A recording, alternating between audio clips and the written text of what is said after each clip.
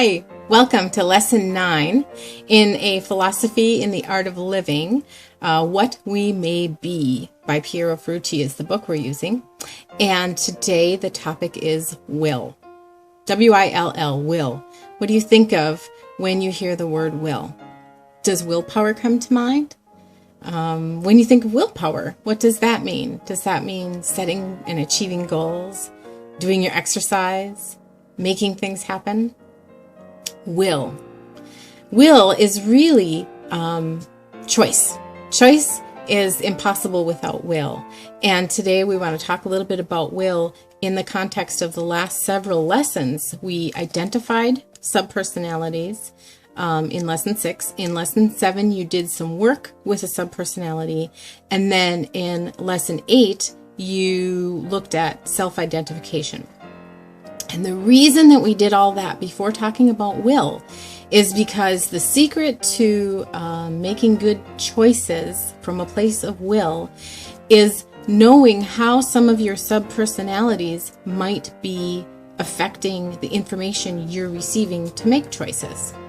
For example, a person who's maybe suffering from depression is having feelings, the feeling realm and impulse realm that are interfering with that core centered place of self. And so they need either therapy or medication or a combination of both to be able to remove the barriers that those feeling subpersonalities are experiencing and preventing the core centered place of making a choice. When you did the exercise in self-identification, I hope that you were able to come to a place to see where it is possible to detach from your feelings when you're maybe not necessarily dealing with a depressive situation, but to be able to detach from your everyday feelings so that you're not making your choices of will from a place of feeling, or just purely from a place of desire, or just purely from a place of sensation. Imagine a woman giving birth to a child. If she was making decisions based on sensation and was feeling a lot of pain in the delivery, she wouldn't be able to push through that delivery. She has to tap into a core-centered place of herself to have the will to push through the pain. Maybe the same is true of marathon runners. They reach a point where through the pain, the will pushes them through the pain, and then they're not feeling the pain anymore. They're not identified with it. They're not, the self-identification isn't happening because the subpersonality who's most connected to the pain part isn't in charge. The will, the self is in charge. So these are all examples of will and why it's so important to understand the aspects of ourselves, our psychological functions, and maybe transform them with the working on a subpersonality exercise into a place where you can have sort of, I call it the committee in your head, working together to inform what would be the committee chair, yourself, to make decisions based from a place of will and having the power to choose. So going back to Lesson 6 and the subpersonality exercise, I encourage you to try it again and again, even if it didn't work out as instructed. The first time I did that exercise, I actually struggled with it quite a lot. I followed the books, followed the directions with most things, and often find that I have to adapt things to my own unique way of doing things, and then they work out great. So I just kind of centered myself and went into this place of, all right, I tried the directions, that didn't work. Who wants to be seen? What wants to be revealed? And I had the coolest experience. It was almost as if I was looking at a television set and there was like a rugged little girl in there, and she looked scared. She's in the woods and she's peeking out from behind a tree. And it was an old-fashioned TV set, with the rounded front on it. And I was kind of trying to get her to come out of the TV set, and that wasn't going to happen. And magically, because in the land of imagination, there's lots of magic possible, I was able to pop into the TV set and enter her woods. And once I did that, she wasn't afraid at all. In fact, she was just playful and amazing and creative and clever and fun. And I realized that it's because she felt safe in her woods. And so that for me was the beginning of a long process of working with that subpersonality about how and when I feel safe and how and when my creativity is allowed to come out. And so much of that has impacted my work and my belief system in working with that subpersonality. Whereas I used to maybe make my choices of will from a place of protecting that part of my subpersonality because maybe that part of it had too much control, and I would be too afraid to step out of my woods or step out of my comfort zone and show the world who I truly am. And now I am no longer afraid. And in that willingness to be vulnerable, to put myself out there, to be who I am, the beautiful paradox is that you cannot hurt me, and the little girl is completely safe. And there's many other subpersonalities that I've worked with as well, and you can too. That's just it. That's just one component of the complexity of me. And so look at a component of the complexity of you and keep trying. Don't give up. And once you feel like you're kind of starting to get the gist of this, then you're ready to apply will. And speaking of pure will, I'm going to share with you just, this isn't a guided visualization. It's some suggestions in an exercise from Piero Ferrucci in the book we've been using, What We May Be. And that is reviewing the will. Take a look at your own will. Is it frequently pushed around by the will of other people? Subjugated by your feelings, such as depression, anger, or fear? Paralyzed by inertia? Lulled to sleep by habit? Disintegrated by distractions or corroded by doubts? Do you generally do what you wish from the depths of your being because you've willed it, or does some other factor prevail? Take some time to consider and write down your answers. Give it some thought. A second exercise suggested by Piero Ferrucci in What We May Be is the will in everyday life.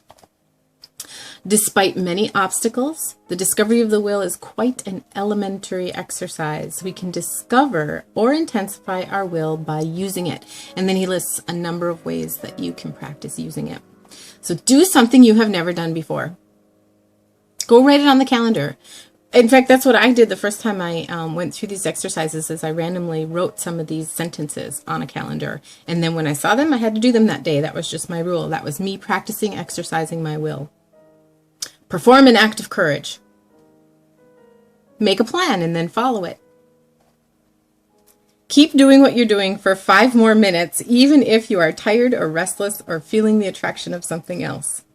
It's really hard to do, but it's a good way to exercise your will. Grow your will muscle. Do something extremely slowly with such intentionality.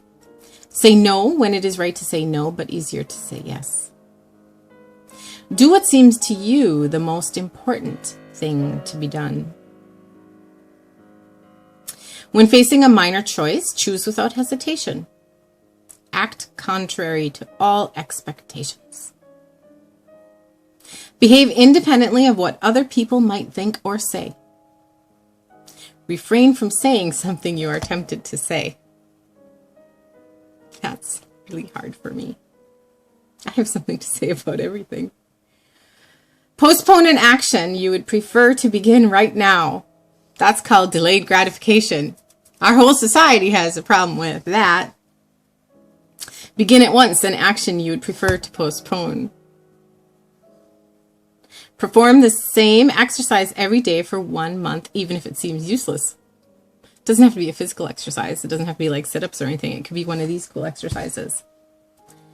In this book, in this class, in this online course you're taking, eliminate something superfluous from your life. Go clean out your garage, right? Break a habit. Do something that makes you feel insecure. Carry out an action with complete attention, intensely so, as if it were your last. Any action at all can be performed as an act of will. The key is will is where you're choosing, you're truly choosing, and you're not reacting. The real function of the will is to direct, not to impose. So think about rowing a boat. There's really two functions involved there. One is the choice to move forward, and the second is the action of actually rowing the rows. Now, both of those take that decision to move, that decision, that will that comes from will, and then to use your energy and to will yourself forward with the use of energy. Now, suppose again, instead of it being a rowboat, it's a sailboat, and now you're working with a mild breeze. So the choice to move forward is still there, but you're not actually rowing anything. You're really just using your skill to work with energies that are already there, the sail, the wind on the sail. So your act of will there is to choose and then maintain direction. Whereas with the rowboat, it was to choose and physically move yourself forward. This is to choose and maintain direction. So in this way, you are not the agent, you're a meta agent. And so will more often needs to come from that meta agent point of view, and then again from the agent point of view to move you forward or not. But when you look at, like when I say the committee in your head, if you were able to identify a handful of subpersonalities and put them into a committee meeting and say, I, the will, I'm the chair of this committee. I'm the meta agent, hearing from all you different perspectives where you want to go and what you want to do. And then from this place, I make the choice as the meta agent. And then I engage all of you to actually do the work and make it happen. So you're in charge of your own staff, I guess. You want to skillfully regulate this interaction without directly participating in it, as you necessarily would have done with a rowboat. So you have to be able to get to a place where you can do that self-identification exercise and make your will choices from there. And you'll be much more successful. You won't have to be doing as much striving and efforting. I want to read a quote directly from Piero here. Instead, efforts can become trying, absurd efforts, a blind push. If the will is not a meta agent, but only an agent on the same plane with innumerable psychological other functions, all those other elements when you did the self-identification exercise, the best way for us to offset the danger of trying too hard is to remember that we can truly will only from the center of our being, ourself. All other forms of willing are psychological monsters. Yeah. The will is captivated and distorted by a feeling, a subpersonality, a desire, a need. Watch out for the monsters. They're not going to take you where you want to go. Get in touch with that inner centered self.